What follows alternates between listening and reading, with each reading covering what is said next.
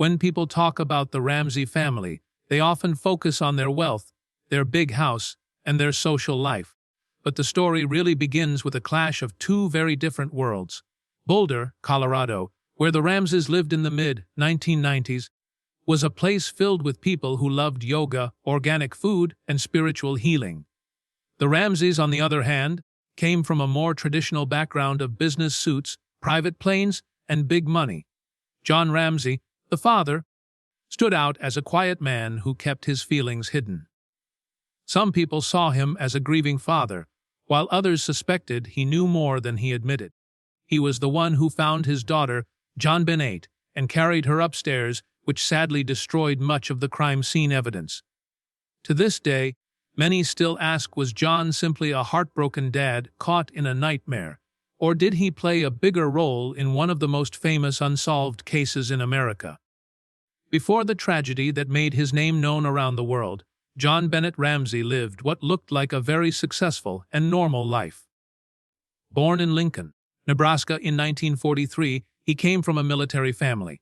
His father was a decorated World War II pilot, and John seemed to follow in his footsteps. He studied electrical engineering at Michigan State University, then went on to earn an MBA. After college, he served in the Navy, including time in the Philippines, before joining the Navy Reserves.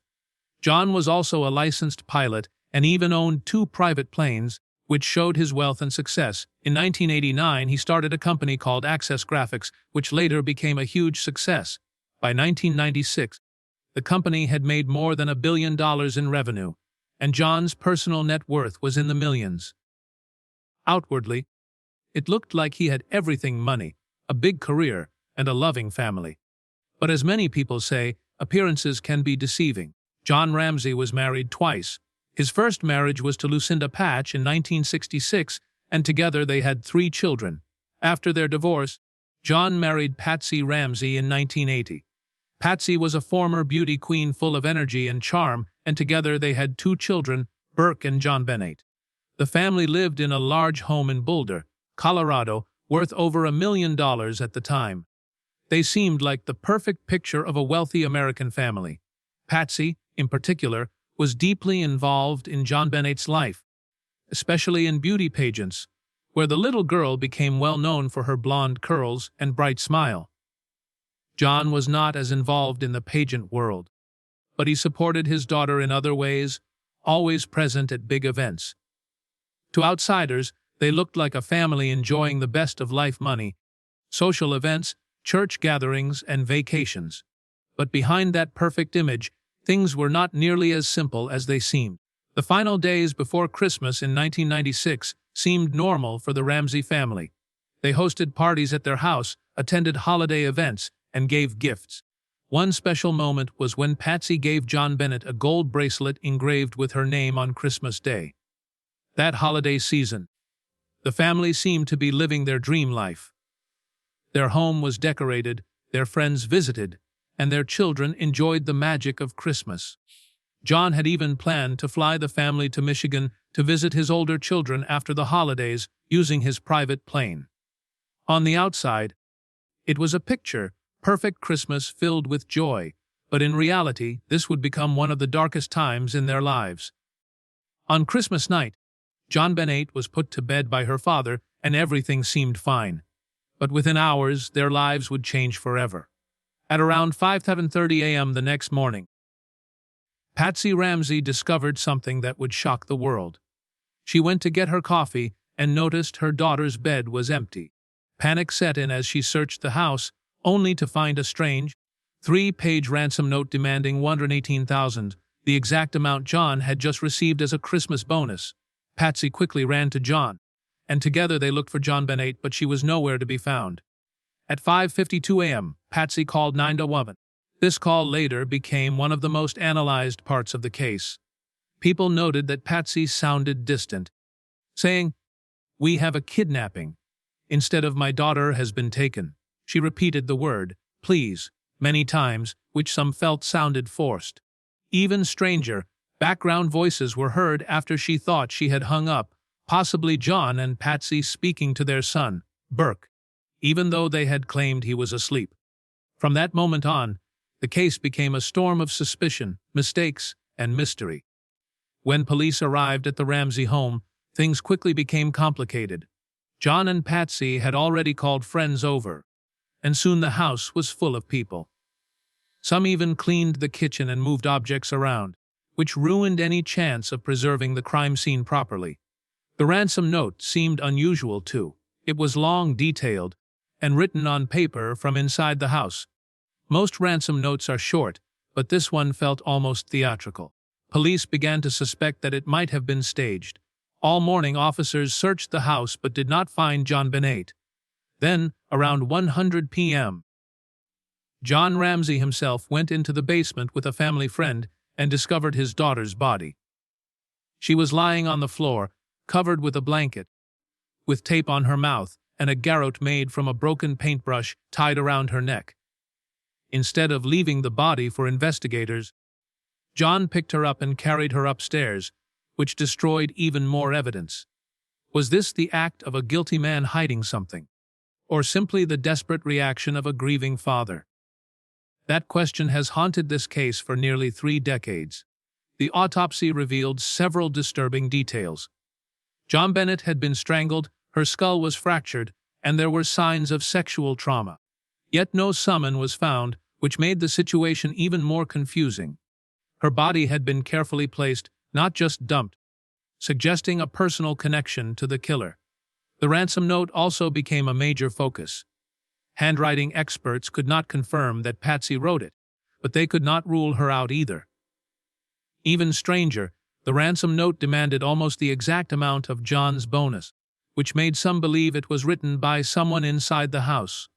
However, there was also unidentified male DNA found on JonBenet's clothing and under her fingernails. This DNA did not match John, Patsy, or Burke, and it also did not match anyone in law enforcement databases. This discovery created 2 competing theories. Was it a staged crime committed by someone inside the home, or was there really an unknown intruder who left no trace except DNA? Over the years, countless theories have been suggested. Some believe that Patsy accidentally harmed JonBenet and staged the kidnapping to cover it up. Others suspect Burke, who was only 9 years old at the time, may have been involved, though he has always denied it. And then there is the intruder theory, supported by the DNA evidence, which suggests someone broke in, wrote the ransom note, and carried out the crime. Despite all the investigations, media coverage, and public speculation, no one has ever been officially charged with JonBenet's murder. In 2008, prosecutors even cleared the Ramsey family because of the unidentified DNA.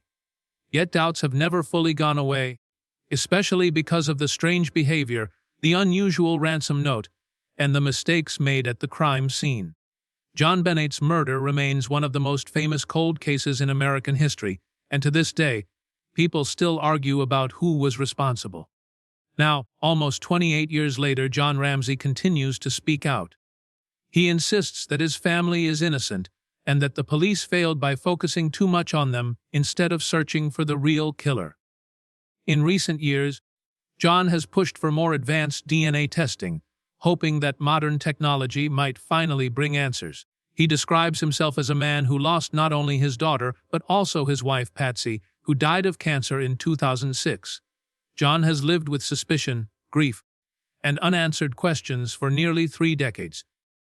His latest statements have shocked people, not because they prove guilt or innocence, but because they remind the world of the pain and mystery that still surrounds this case. For John, it is not just a story in the news. It is the loss of a little girl who should have grown up, lived her dreams, and had a future. The case of JonBenet Ramsey is one that continues to haunt America. It is a mix of wealth, mystery, mistakes, and suspicion that has never been fully resolved. For nearly 30 years, the public has debated whether the Ramseys were victims or suspects. The ransom note, the DNA evidence, and the strange behavior of the family all point in different directions. John Ramsey's decision to finally speak out again has brought the case back into the spotlight, reminding people that justice has never been served. At its heart, this is not just a story about a crime. It is about a 6-year-old girl whose life ended far too soon. until the truth is uncovered. JonBenet's story will remain one of the most shocking and heartbreaking mysteries in American history. From the very beginning, the case of JonBenet Ramsey was not just a police investigation. It was a media storm. News outlets from across America and around the world camped outside the Ramsey home. Tabloids published sensational headlines almost daily, often painting John and Patsy as guilty before any real evidence was presented. Television shows, magazines, and newspapers ran endless stories, many of them based on speculation rather than facts. The unusual ransom note, Patsy's beauty queen background, and JonBenet's child pageant photos created a story that fascinated and disturbed the public at the same time. Some people saw the Ramseys as victims of a cruel crime, while others believed they were covering up the truth.